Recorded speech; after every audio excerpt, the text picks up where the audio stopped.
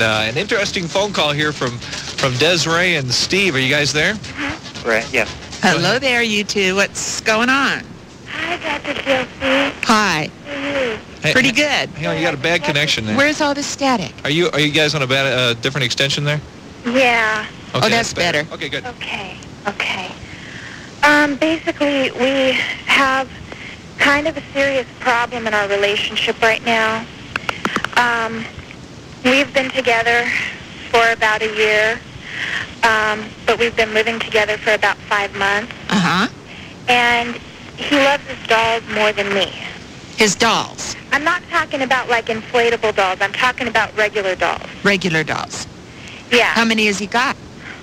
God, countless. 140. 140? Yeah, well, I've been collecting them ever since I was young. It was, every once in a while people would try, saying it was a sissy type of thing, but everybody has their own hobbies. Sure. And that was just happened to be one of mine. And I don't care that it's a hobby, but he sleeps with the dolls. And when I'm in bed, it feels... All 140 of them? No. Like maybe about 15. You rotate them? Yes. Okay. And is she telling the truth? Do you love those dolls more than you love her? No, of course not. She just, she seems to be like intimidated or threatened by them being in bed with us. Is there room in the bed for her? Silly to me with an inanimate object. Is there room in the bed for her? Well, yes, of course. No, I mean, I roll over on their feet, sticking in my back. Well, I mean, are these dolls between you or... Oh, no, all around it's a us. very large bed, but yeah, they're usually around the edges or more on my side. Okay. But it's very uncomfortable because I'm always rolling over on them. And I said, okay, maybe just sleep with about 1 or 2. And he said, no. He said, I want to sleep with as many as I want to. They're mine. Okay, now which doll does he hug? Those dolls or you? Who ends up in his arms in the morning? The dolls. Is that so? I'm serious. The dolls. Oh, I want to hear Steve. See, it's been that way for many years. It's whether I'm living with someone or sleeping with someone or not. When I'm sleeping with no one else, it's kind of a natural habit in the middle of the night to hold the dolls. To collect them up. It's probably an adult version of a security blanket or something, but it's something that's never caused an interference in a relationship before. And she seems to get, obviously gets very distressed about it. Yeah, she's upset, and understandably to some extent, because she's got doll feet in her back instead of things she'd rather have from you. Now, here's my question. Since the dolls do upset her, and although they've been a part of your life all these years, could you arrange a little couch for them near the bed and put them off the bed and keep her in your arms or follow her? What, like all of them? All of them? Well, do you have a particularly soft doll that if it got in the wrong anatomical position wouldn't wound her? Oh, yeah. That's what I, almost all of them that I use. Tell me what kind of dolls you have. I want to hear. They're mostly like, or Cabbage Patch or like, Raggedy Ann types of dolls. A lot of them are like homemade by my grandmother. So they're very special to me. But it's normally the feet in the back kind of thing is new to me because I don't know that she ever got really like hard feet in her back. There may have been a plastic doll once or twice accidentally, but it's more like the eyes or something, that are a little bit hard. Desiree, if he rolled over in the night and liked pillows and hugged pillows and got comfort from pillows, would you be as upset as his affection for these dolls? No, but one time I walked into the bathroom and he had all of his dolls set up and he was masturbating. With all these dolls set up around him. It's like he has some type of like affinity for these dolls.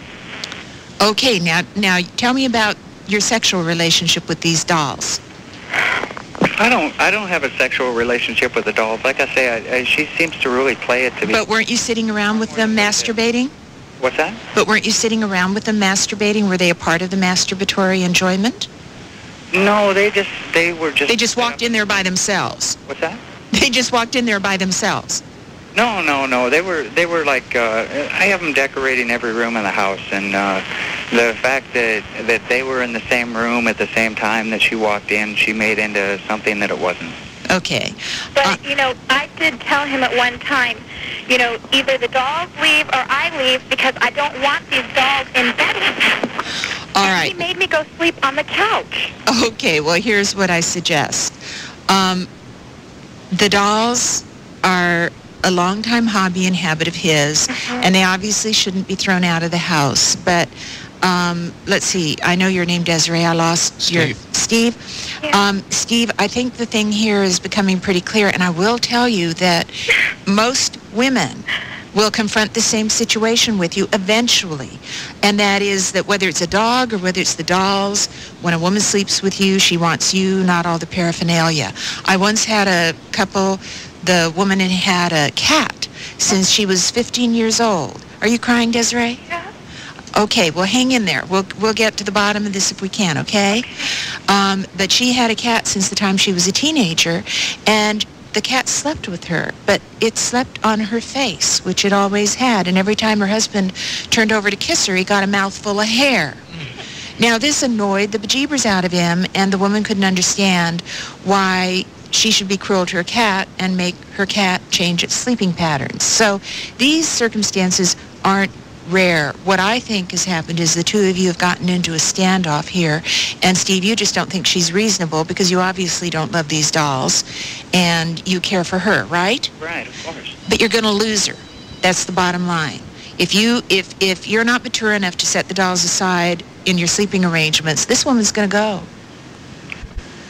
And the idea that you should send her to the couch when she had a fit over the dolls, that's not a good sign. Well, I didn't actually send her there. She just, Yes, you did. well, okay, I get cranky in the middle of the night. But Yeah, well, you had a testosterone fit. So what you need to do is you need to find a comfortable place that you're secure with to have the dolls. Or, she said, keep one or two of them.